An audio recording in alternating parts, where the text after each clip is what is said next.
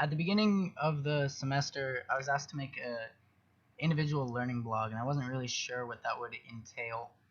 Um, so my first post that I ever made was this one that you see on the screen, "What a Syllabus Entails," uh, and to be honest, it is not a good post.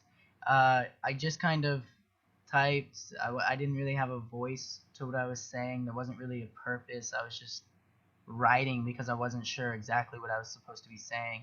And then the next couple are like that. And then I noticed that this one right here, "Where to Write," is the first post that I really felt that I begun to understand what I was doing with the individual learning blog. I incorporated some pictures. I kind of had more of a relaxed voice to my writing. I understood what I was saying. I felt confident. I felt like this was something that I wouldn't mind people actually seeing. They got 2 comments. I felt cool about that. People liked it. Uh, and then as it goes up, Your Brain on Digital also posted in August, late August. This was the first one that I really incorporated 2 pictures into, and I liked to put them in between blocks of text to separate it up, make it not so heavy, text heavy. And writing wise too, I thought I did a good job on this one. When we were asked to present what our favorite post was at the time, this was the one that I posted. I liked the way that it was laid out, and I liked the way that I wrote on it as well. I quoted Merriam-Webster's online, as you can see right here, and I incorporated that into the writing. And then as we moved on, I continued to improve. Let me go to September.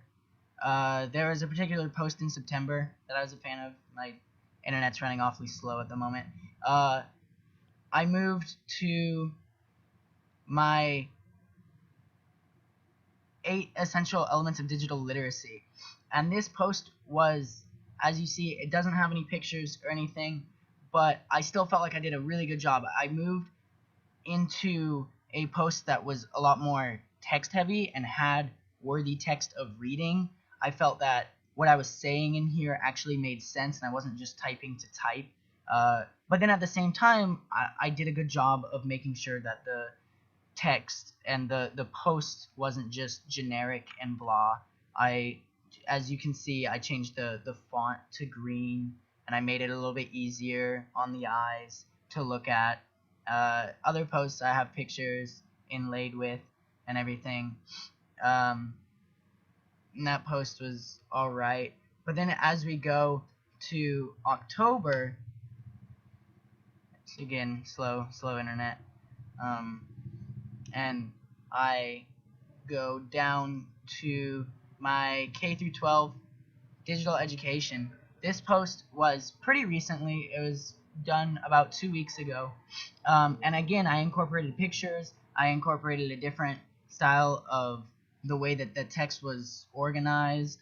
And I actually had a lot of good. I told past stories in this. I brought real life examples into it, and I believe that it shows a big difference from how I once started off at the beginning. My individual learning blog posts are becoming better.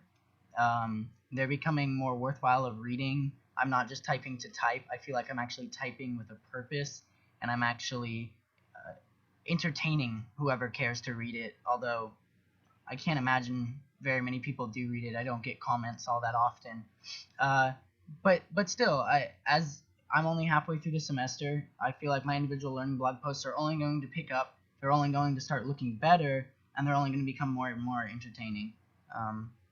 Yeah, that's it.